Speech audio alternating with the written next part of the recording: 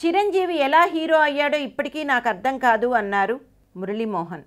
వివరాల్లోకి వెళ్తే, టాలీవుడ్ ఇండస్ట్రీలో కోట్లాది మంది అభిమానులు సంపాదించుకొని కొన్ని దశాబ్దాల పాటు టాలీవుడ్లో టాప్ చైర్లో కూర్చున్న ఒకే ఒక టాప్ హీరో మెగాస్టార్. ఆ మధ్య రాజకీయాలతో సినిమా ఇండస్ట్రీకి కొంచెం దూరమయ్యారు. మళ్ళీ తన 150వ సినిమా ఖైదీ నెంబర్ 150తో ప్రేక్షకుల ముందుకు వచ్చి ఎవరూ సాధించలేని 100 కోట్ల షేర్స్ రాబట్టి మరోసారి టాలీవుడ్ ఇండస్ట్రీని షేక్ చేశారు. అలాంటి చిరంజీవి నెగిటివ్ క్వాలిటీస్పై మురళీమోహన్ చేసిన కామెంట్స్ ఆసక్తికరంగా మారాయి. చిరంజీవి కెరియర్ బిగినింగ్లో విలన్ పాత్రలు పోషించిన సంగతి తెలిసిందే.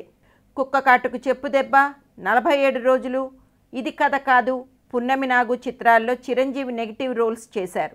ఆ తర్వాత ఆ రోల్స్ నుంచి ఎదిగి హీరోగా మారి అంచెలంచెలుగా మెగాస్టార్ స్థాయికి ఎదిగిపోయారు మన చిరంజీవి. అయితే అదే టైంలో హీరోగా నిలదొక్కుకోవడానికి ట్రై చేసిన మురళీమోహన్ మెగాస్టార్ స్పీడ్ని అందుకోలేకపోయారు.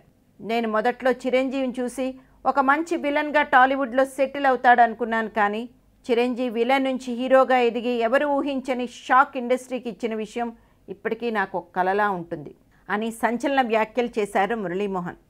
తన కెరియర్ బిగినింగ్లో చిరంజీవి నన్ను కలిసి మీ సినిమాకు వచ్చినట్టు జనం నా సినిమాకు వస్తారా అని అడిగారని, ఆ విషయం ఇంకా నాకు గుర్తుకుందని కామెంట్ చేశారు.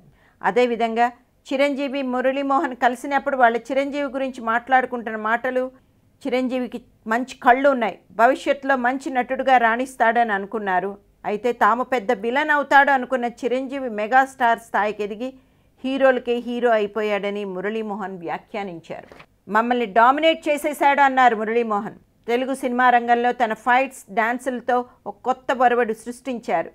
తెలుగు సినిమా ఘనత కోట్ల స్థాయికి తీసుకెళ్లారు చిరంజీవి అని సంచలన వ్యాఖ్యలు చేశారు మురళీమోహన్.